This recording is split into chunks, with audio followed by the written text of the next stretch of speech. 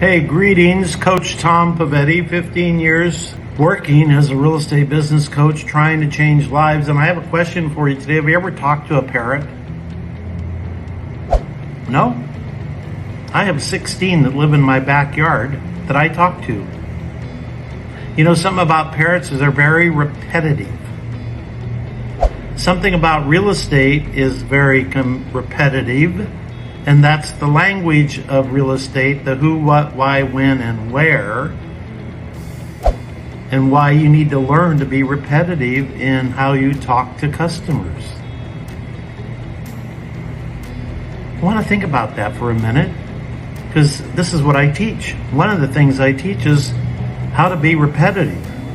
Interested in knowing more? Book a free coaching session.